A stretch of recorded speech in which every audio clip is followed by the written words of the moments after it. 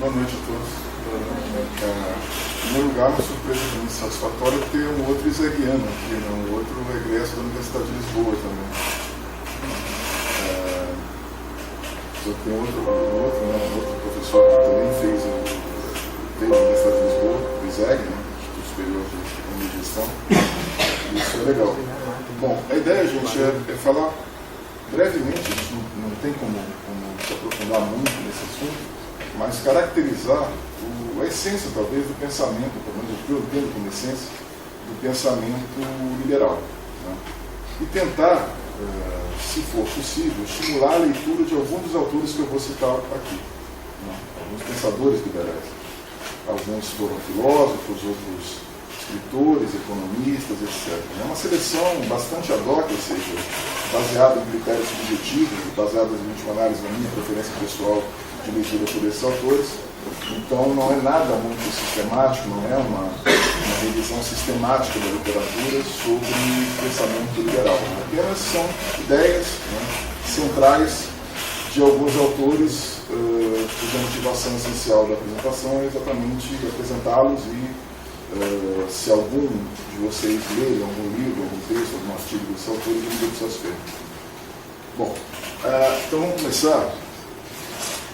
Eu botei aqui liberalismo no Brasil, passado, presente e futuro, mas não é necessariamente no Brasil somente. Né? Primeiro eu faço um resgate dos pensadores liberais mais antigos. Alguns filósofos, mencionei, sobretudo, um filósofo político, um cientista político, sociólogo, que é o Norberto Bobbio. Então aqui, como eu falei, dos pensamentos de alguns pensadores liberais, que é essencial saber entender um pouco desse pensamento liberal. A intenção é mostrar, como dizia José Guilherme Melchior, um filósofo liberal social brasileiro, que reputo como um dos melhores que o país já produziu, embaixador também, diplomata, que há liberalismo e liberalismo. Né? A gente tem aí no Brasil muitas escolas liberais e muitas pseudo-liberais. A gente tem aí o termo, sob a égide do termo liberalismo, a gente tem uma série de concepções muitas vezes errôneas ou que fogem à essência dos pensadores principais. Uma citação do Melchior: um conservador, disse Irving Kristol, não passa de um liberal assaltado pela realidade. Um liberal que foi confrontado com a realidade e, de certo modo, se adaptou a ela, né, à sua maneira. Se tornou, ao longo do tempo, mais conservador. A onda do presente, isso ele falou em 1987, tá? A onda do presente, em teoria política, é neoconservadora, mas a realidade não é bem assim. Né? Então, em 1987, a gente tinha uma situação bastante similar à que a gente está vivendo hoje, no caso do Brasil, né? De uma onda conservadora e liberal no mundo. A julgar pela fermentação doutrinária dos anos 80, ou até pelos balcões de ensaio e teoria das livrarias da Europa e dos Estados Unidos, a hora pertence aos liberalismos. Ele enfatiza o plural de liberalismo, há vários. E agora, depois de mais de 30 anos do contexto dele, é mais ainda. Né? E alguns praticamente não guardam quase nada de semelhança com o pensamento liberal, vamos dizer assim, mais tradicional. Então é preciso, porém, insistir nesse plural. Há liberalismo, a gente, né, procura diferenciar quais são eles, pelo menos alguns deles. Então, nos termei um debate, né, e muitas vezes debate raso, muito pouco aprofundado. Então, sob uma etiqueta habitualmente empregada para classificar tanto um Friedrich von Hayek quanto um Raymond Aron, ou tanto um John Rawls, que eu vou falar sobre ele daqui a pouco, quanto um Norberto Bobbio, é óbvio que há liberalismo e liberalismo. A mesma velha palavra liberal cobre hoje, nos anos 80, o new look, a nova maneira de ser, a nova aparência, né, da direita e a mais recente reedição do socialismo democrático. Naquele período, o socialismo democrático, social-democracia, passou a vigir de maneira bem plena em países como Espanha e outros países da Europa, Itália também. Nessas condições, como entender o surto de liberalismo sem cair na pura e simples confusão ideológica? Então, isso é bastante atual, a gente vive isso hoje até nas redes sociais. Né? Uma confusão ideológica tamanha que eu vejo liberais defenderem coisas que fica pensando, pô, que liberalismo é esse? De onde saiu essa concepção desse cara? Como é que esse cara pode se pensar liberal tomando essa atitude diante dessas escolhas? Né? Em Liberalismo e Democracia, o autor afirma que a democracia, agora eu passo para Norberto Bobbio, filósofo político italiano. Em Liberalismo e Democracia, o autor afirma que a democracia e o liberalismo foram antagônicos em alguns curtos períodos da história e em alguns países. Eu posso citar o Chile de Augusto Pinochet, um ditador, né, que comandou o país, o Chile, a economia chilena, inclusive, no período também de ditadura militar no Brasil, na Argentina, no Uruguai. Né, e Augusto Pinochet, em determinado momento, e todo ditador faz isso, para legitimar seu governo, ele se socorre de grandes economistas, entre eles, no caso do Pinochet, os economistas da Universidade de Chicago, dos Estados Unidos, que promoveram reformas liberais no Chile, e essas reformas propiciaram que o Chile saísse da ditadura militar num país com uma economia bastante organizada, coisa que não aconteceu no Brasil. No Brasil, a gente teve uma ditadura que fez reformas importantes, econômicas, deixou uma infraestrutura econômica importante, mas deixou a economia desorganizada, uma situação econômica de hiperinflação, dívida externa crescente, juros altos, etc. Então, nós não deixamos a casa em ordem. Esse foi o grande pecado da ditadura militar. Ela não deixou a casa em ordem. Ela deixou algum patrimônio, sobretudo de infraestrutura. Ela não deixou a situação econômica favorável. E aí depois nós levamos de 1935 até 1994, praticamente 9 anos para consertá-lo. Só no plano real que nós a consertamos. Então há compatibilidade entre os dois. Várias democracias liberais, liberalismo e democracia, várias democracias liberais entre os países e regiões mais envolvidos do mundo. Vários países são democráticos, democracia genuína, e são liberais. Suíça, Holanda, Estados Unidos, Nova Zelândia, Austrália, Reino Unido, Singapura, Canadá, e eu diria até o Chile. O Chile, economicamente, é um país liberal, mas, naturalmente, foi governado por alguns períodos por governos de esquerda. Michelle Bachelet. Mas é uma esquerda muito light, é uma esquerda muito arejada. Não é uma esquerda que discute questões que já foram superadas no debate econômico. Né?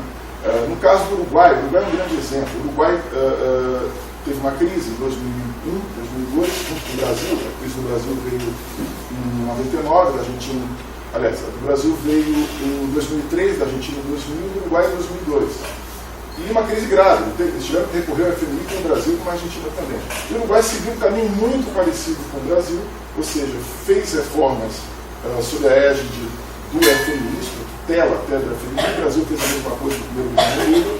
A diferença essencial é que o Uruguai depois teve praticamente só governos de esquerda, centro-esquerda, social-democrata e socialista, no caso Pedro Mujica e Tabaré Vázquez, só que não tocaram nas boas políticas econômicas, não tocaram, pelo contrário, aprofundaram.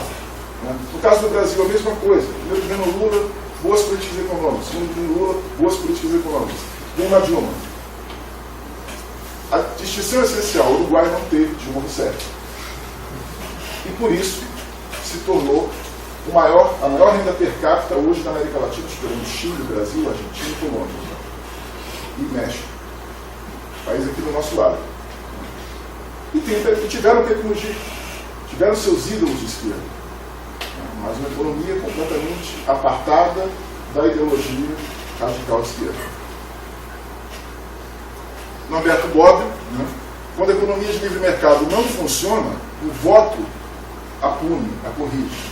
Se elege novos candidatos e a coisa se conserta. Quando a política democrática não funciona, a economia de livre mercado a corrige. Então, democracia e liberalismo, nenhum antagonismo tão grave, nenhuma oposição tão evidente. A democracia pressupõe a não proibição do acesso de todos ao poder.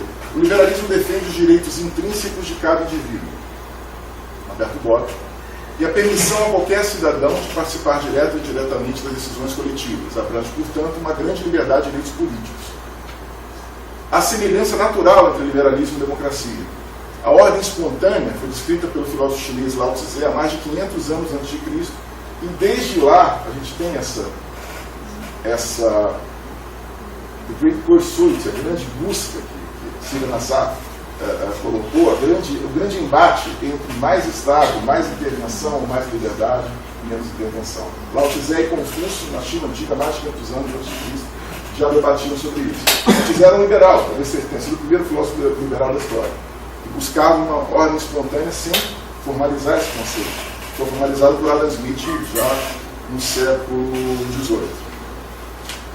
Lao Tse criticava o viés intervencionista e estatista de Confúcio, dois filósofos. O voto só é eficaz se, conforme Bob, o cidadão dirige-se às urnas para expressar o próprio voto, goza das liberdades de opinião, de imprensa, de reunião, de associação, todas as liberdades que se constituem na essência do Estado liberal. O indivíduo é o ponto de partida dessa relação entre liberalismo e democracia. Ele não é tratado da mesma maneira pelas duas forças. Ao contrário, são duas formas muito diferentes de enxergar o cidadão. O liberalismo, o indivíduo é voltado para o seu eu interior, existe uma certa dose de individualismo, eu diria saudável, desde que regrada pelas instituições jurídicas, reivindicando a liberdade individual em todas as esferas sociais, de realização pessoal, de progresso, de prosperidade interna. No socialismo democrático, o indivíduo tende para o externo, é direcionado para o funcionamento da sociedade, bem como para as relações em favor do contrato social, como as rodas. O liberalismo é incompatível com a teoria do organicismo. O Estado é um grande corpo superior que tem supremacia absoluta sobre as partes. E que essas partes, devem trabalhar para ajudar a fortalecê-lo. Essa é a ideia organicista descrita por Norberto Bobbio. Tocqueville, Alexis Tocqueville. Democracia, forma de governo em que todos teriam participação política, considerando que na sua natureza existe a ideia de igualdade. Incorpora a igualdade social. A ideia de democracia incorpora a igualdade social. O lema da Revolução Francesa: liberdade, igualdade, fraternidade. Liberdade como condição basilar, igualdade, sobretudo de oportunidades, como a gente vai ver na sequência com John Rawls, que levaria no futuro, quando todos tivermos uma situação, uma condição inicial, partindo de uma condição inicial em que nossas necessidades básicas estão satisfeitas e que as oportunidades não são oferecidas de maneira equânime, a gente pode chegar a ter uma sociedade fraterna. Defende que a democracia, de forma degenerada e sem o primado da lei, da educação e da ordem, pode se transformar numa tirania da maioria. Alexis Tocqueville talvez seja o pensador, o cientista social mais, não vou dizer subestimado, mas nós não fizemos jus ao pensamento do Tocqueville como nós fizemos jus ao pensamento de outros autores que mereceriam tanto crédito. Tocqueville é muito atual. Tocqueville ele é um francês que visitou os Estados Unidos justamente quando os Estados Unidos estavam crescendo, né, condições de crescimento absoluto, né, crescendo muito. E Tocqueville diagnosticou e verificou em loco as transformações da economia americana e contrastou com o que ocorria na França. E disse, olha, esse modo social, essa maneira social, essa organização social americana superior da França não vai levar a distorções que na França não existem. E isso ele falou, e isso aí vale para várias democracias liberais que existem hoje. Então, ele é ao mesmo tempo um defensor e ao mesmo tempo um crítico do liberalismo. Essa democracia, né, degenerada, sem cuidado da lei, da educação e da ordem, pode prejudicar a livre iniciativa e o empreendedorismo que precisam da independência do indivíduo. Ele fala sobre o Estado inchado, sobre o Estado, né, paquidérmico. Né? E veja que em nenhum momento eu vou falar aqui na palavra Estado mínimo, eu falei agora, mas não vou falar em Estado mínimo, porque a palavra Estado mínimo, embora alguns liberais a usem, não reflete exatamente esse pensamento melhor do liberalismo. Ele temia pela instabilidade do legislativo, a conduta frequentemente arbitrária dos funcionários, principalmente das opiniões. Isso é uma crítica que se faz muito hoje, né?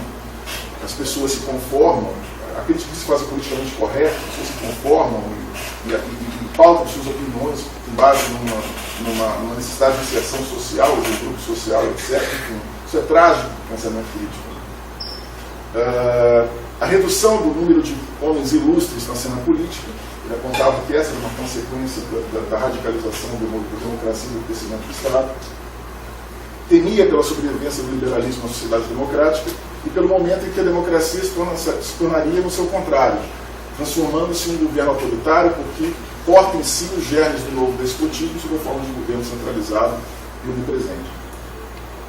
Remédio: manter a tradição liberal, a defesa da liberdade individual, dos direitos do indivíduo e descentralização. A gente fala aí em pacto federativo, rever pacto federativo,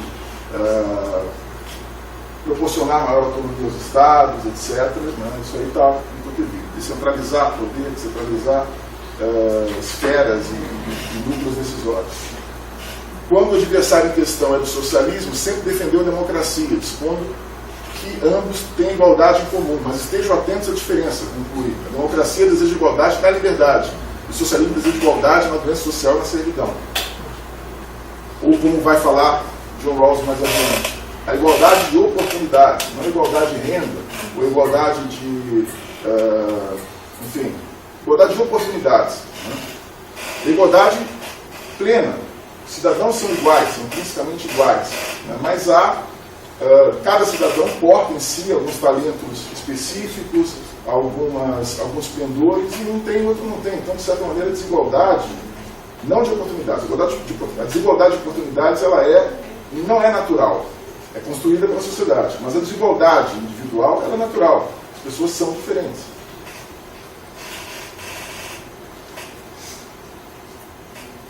Friedrich von Hayek, para economistas, eu sou um economista, para economistas o Hayek é ultraliberal de direita e a teoria econômica que Hayek propõe, ela é heterodoxa para a gente, ou seja, ela foge da ortodoxia.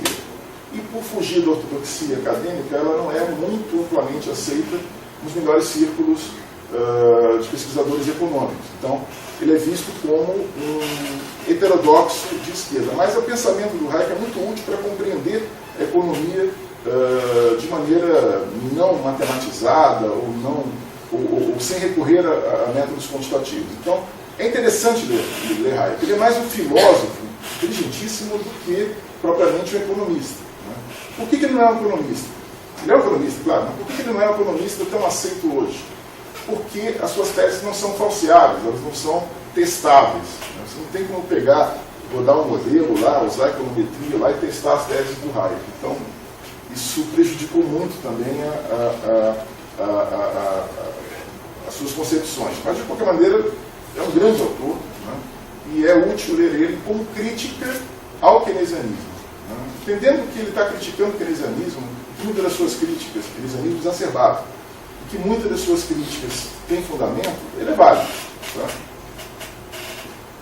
Ele não usa mais modelos matemáticos e acabou as teses dele não gerando boas previsões econômicas.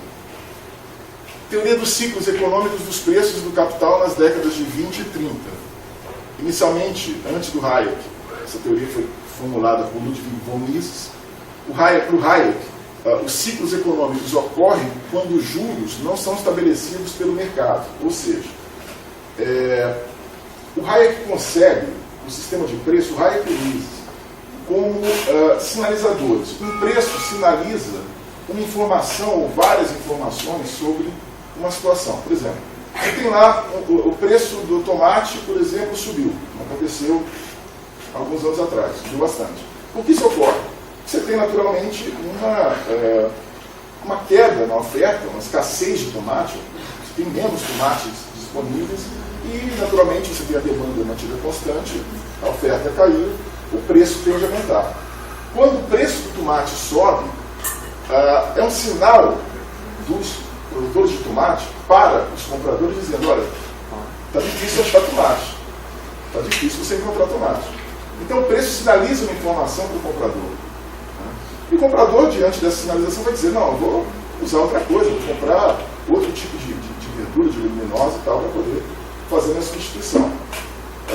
E depois, quando o mercado livre de tomate voltar, os produtores voltarem a produzir tomate, estimulados pelo preço mais alto, o preço cai, o cara volta a comprar tomate. Então, né, é normal, esse tipo de sinalização não existe na economia planificada e centralizada, onde um comitê decide o preço do tomate é tanto. Não vai baixar, não vai subir. Aí, filas, desabastecimento, as pessoas não encontram tomate porque entrar na fila, aí o cara já negocia uma vaga na fila, já vai lá e passa uma senha, você já cria um mercado paralelo de senhas para tomate. E assim as distorções econômicas acontecem. A mesma coisa com juros. Juro é o preço do capital. Se você tabela os juros, se você limita os juros, não deixa o mercado livre de juros, ou pelo menos não interfere na taxa de juros de maneira natural praticada pelo mercado. Por exemplo, na campanha atual, uma sugestão que vários candidatos estão apresentando é estimular a concorrência no mercado bancário, abrir mercado bancário para bancos estrangeiros. De maneira natural de você baixar a taxa de juros, estimular a concorrência, fintech, etc. Legal. Agora, se chega um candidato e diz, vou tabelar os juros. O banco pode dizer, eu não vou emprestar. E aí, menos capital, menos oferta de crédito, menos investimento, menos emprego, menos dinheiro. Então, isso que o Hayek colocou. Quando você interfere na taxa de juros, você pode criar uma recessão pela falta de investimento. Ou se você baixar a taxa de juros, você pode criar uma expansão artificial que vai desembocar na inflação, desemprego mais à frente. Então, melhor realmente é você tratar os ciclos econômicos de maneira a não intervir no mercado. O governo não pode intervir, não deve, pelo menos, interferir no mercado, deixar ele oscilar naturalmente pelas forças de mercado, para que os ciclos sejam atenuados. Tá? Não estou falando do governo deixar correr solto.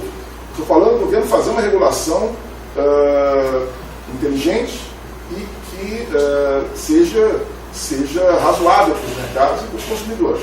Tá? O Hayek ganhou o Nobel de Economia em 1974.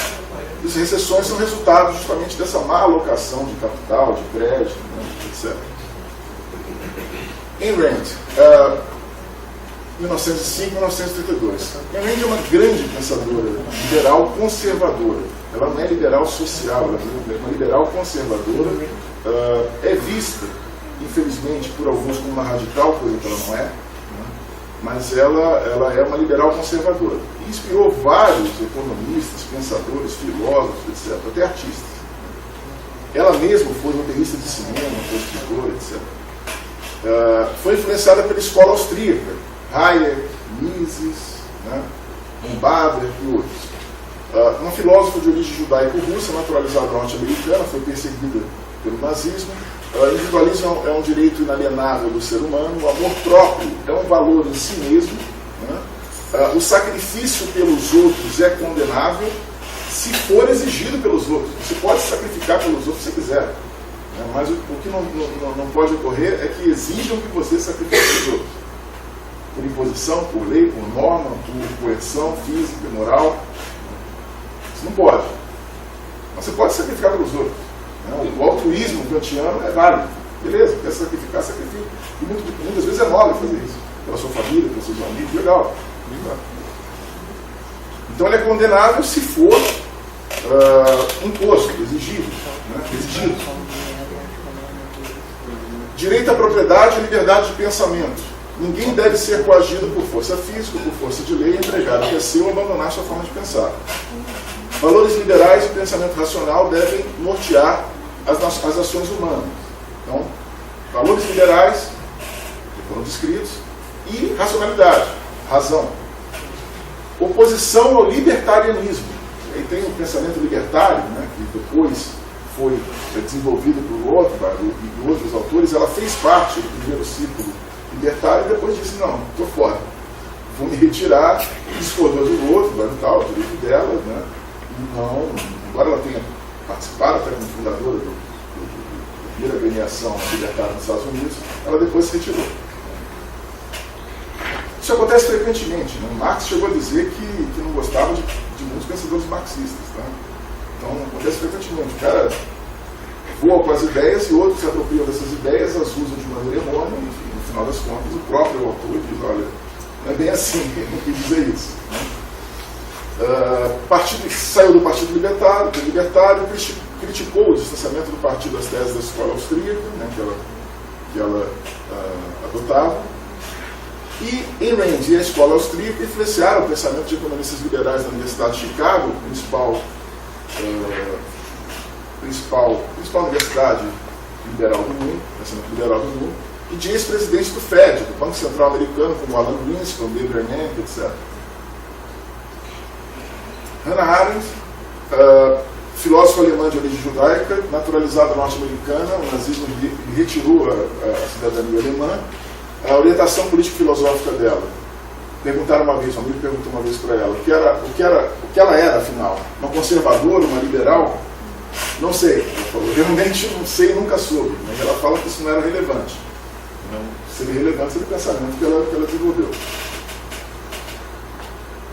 Para ela, o individualismo é um direito inalienável do ser humano, o amor próprio é um valor em si mesmo também, o sacrifício pelos outros é fundamental. Eu acho que eu troquei aqui alguma coisa. Não, eu misturei Hannah Arendt com Ayn Rand, tá? Vou botar aqui embaixo. Direito de propriedade e liberdade. Não, troquei. Aqui é Ayn Rand, tá? Vou passar para Simone de Beauvoir. Hannah Arendt tem um pensamento muito parecido com Ayn Rand, mas a ideia da Hannah Arendt é que ela não é uma filósofa liberal conservadora, tão conservadora quanto Ayn Rand.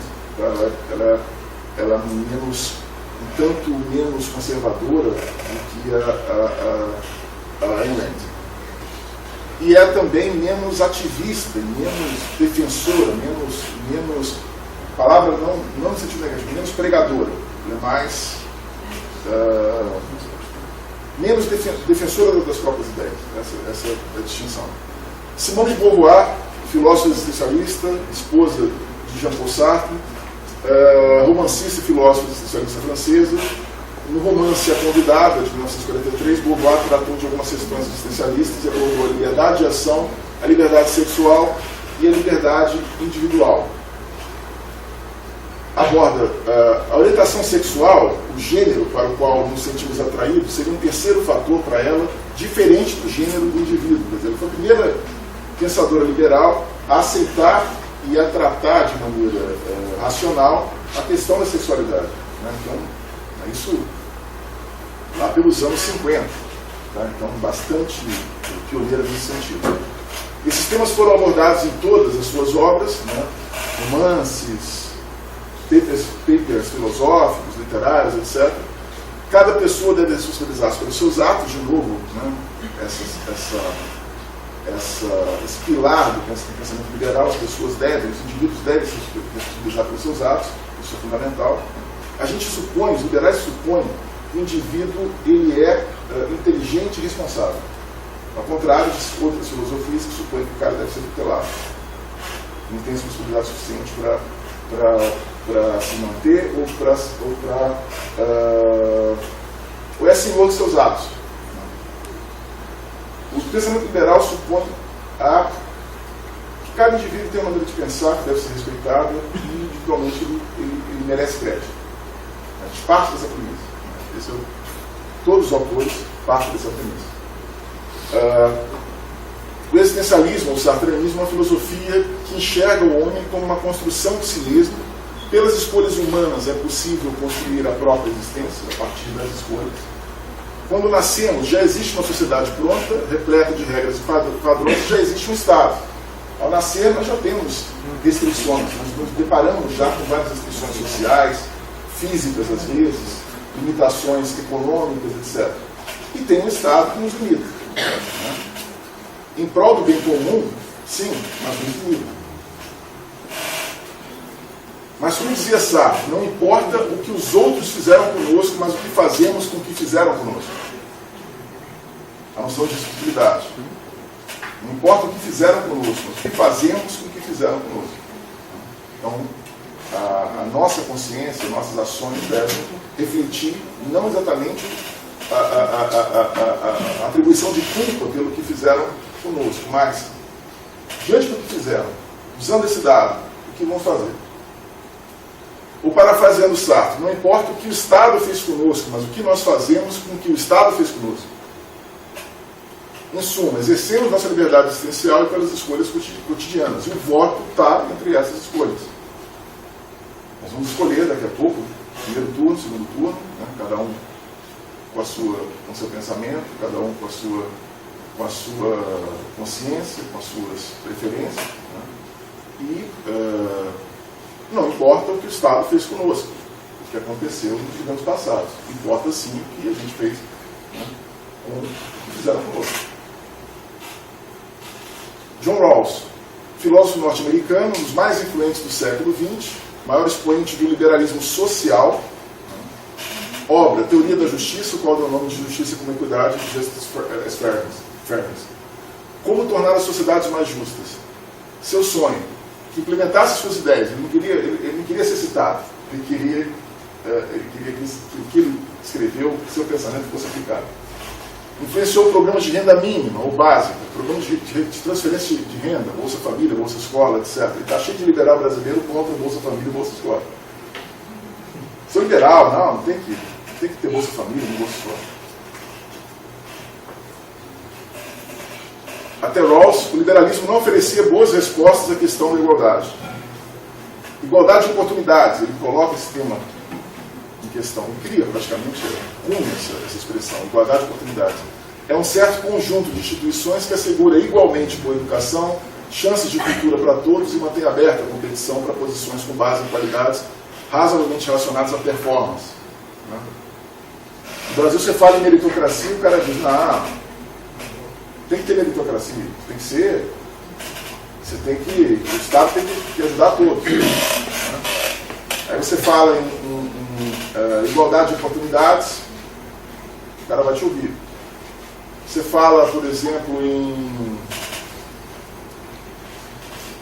que é possível você melhorar a renda e as oportunidades e o bem-estar da pessoa mais pobre, do indivíduo mais pobre, sem prejudicar o indivíduo de classe média e o indivíduo mais rico, o cara vai dizer, isso é impossível. Se leu John Rawls, perfeitamente possível. E é possível. A teoria dos jogos mostra isso, John Rawls bebeu dessa fonte também e disse, é possível. Você pode melhorar a vida do indivíduo mais pobre, fazer ele ficar potencialmente, gradativamente mais rico, sem prejudicar a vida do mais rico. Distribuir sem crescer. É possível. Vai levar a igualdade plena de todo mundo no futuro? Não, ele mesmo diz isso. Não vai. A ideia de igualdade plena não existe em nenhum país. O mundo não foi alcançado até hoje. Pode ser, como diz, esperamos que sim, mas não é alcançado. Agora, igualdade de oportunidades é alcançável. Países nórdicos já alcançaram a igualdade de oportunidades.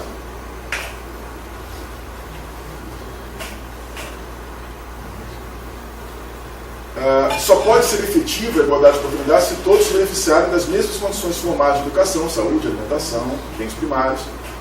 Caso todos possuam acesso pelo menos aos bens básicos, a condição inicial é justa. Se a condição inicial de todos os indivíduos for justa, se o cara tiver saneamento, alimentação, boa educação, renda mínima, se de repente está desempregado, ele tem uma renda mínima, né, uma renda de proteção social mesmo, esse cara não vai reclamar tanto por desigualdade. Essa é a ideia do John Rawls. Ele vai dizer, não, alguém está cuidando de mim, eu tenho de onde tirar alguma coisa e a sociedade não está me tratando como par ou não está me marginalizando.